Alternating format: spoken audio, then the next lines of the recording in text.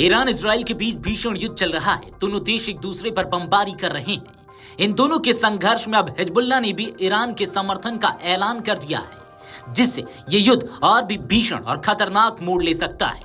आपको बता दें कि ईरान इजराइल तनाव के बीच हिजबुल्लाह ने भी तेहरान के समर्थन का दावा किया है। हिजबुल्लाह नेता शेख नईम कासिम ने कहा कि इजराइल और अमेरिका के खिलाफ लड़ाई में हम ईरान के साथ हैं। ईरान का परमाणु कार्यक्रम शांति के लिए है। वो अपने लोगों की सेवा करना चाहता है। इससे किसी को भी नुकसान नहीं होगा, बल्कि यह ईरान और पश्चिम एशिया में बड़ा वैज्ञानिक योगदान होगा। नईम कासिम ने कहा कि वैश्विक स्तर पर ईरान का विरोध परमाणु कार्यक्रम को लेकर नहीं किया जा रहा है, बल्कि इसलिए किया जा रहा है क्योंकि वह विश्वास, ज्ञान और स्वतंत्रता का समर्थन करता है, साथ ही पीड़ितों को लाभ पहुंचाता है। उन्होंने अमेरिकी राष्ट्रपति डोनाल्ड ट्रंप की धमकी को लेकर भी आलोचना की।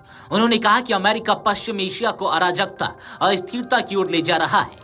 अमेरिका विश्व को बड़े संकट की ओर धकेल रहा है।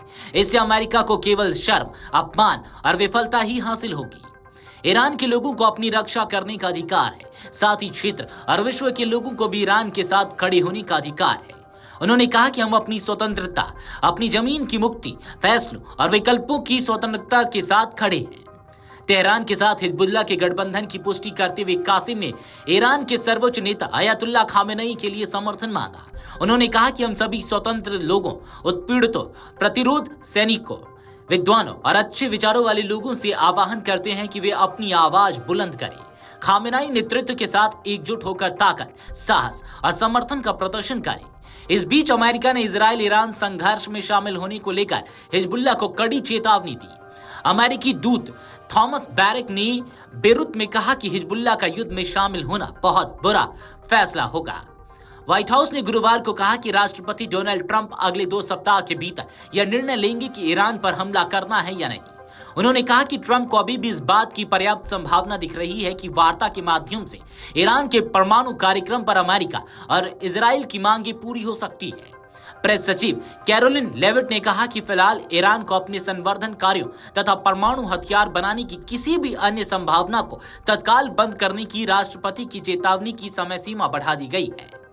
इजराइल और ईरान के बीच संघर्ष 13 जून को शुरू हुआ था, जब इजराइल ने ईरान के परमाणु और सैन्य स्थलों, शीर्ष जनरल और परमाणु वैज्ञानिकों को निशाना बनाकर हवाई हमले किए। तब से जारी इस जंग में अब तक ईरान में 263 नागरिकों सहित कम से कम 639 लोग मारे गए हैं और 1300 से अधिक लोग घायल हुए हैं। वहीं ईरान की जवाबी कार्रवाई में इजराइल में कम से कम 24 लोग मारे गए और सैकड़ों घायल हो गए।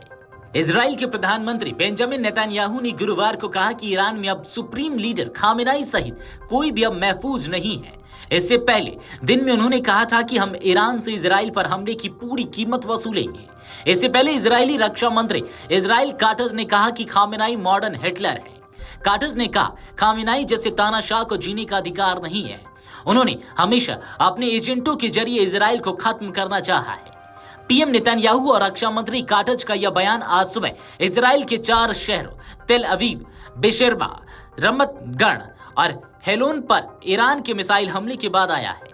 ईरान ने तेल अवीव में इजरायली स्टॉक एक्सचेंज बिल्डिंग, बेशेरबा में एक अस्पताल सहित कई जगहों को निशाना बनाया था। इधर भारतीय विदेश मंत्रालय ने ईरान के बाद अब इजराइल से भी भारतीय नागरिकों को निकलने की घोषणा की है। मंत्रालय ने बताया कि ऑपरेशन सिंधु के तहत भारतीय नागरिकों को लैंड बॉर्डर के रास्ते निकाला जाएगा। ईरान से रेस्क्यू 110 भारतीय छात्र गुरुवार सुबह दिल्ली पहुंचे थे। Video desk Amarujala dot com. अगर आप ये वीडियो YouTube पर देख रहे हैं तो हमारे चैनल को सब्सक्राइब कर बेल आइकन दबाएं और Facebook पर देख रहे हैं तो हमारे पेज को लाइक करें।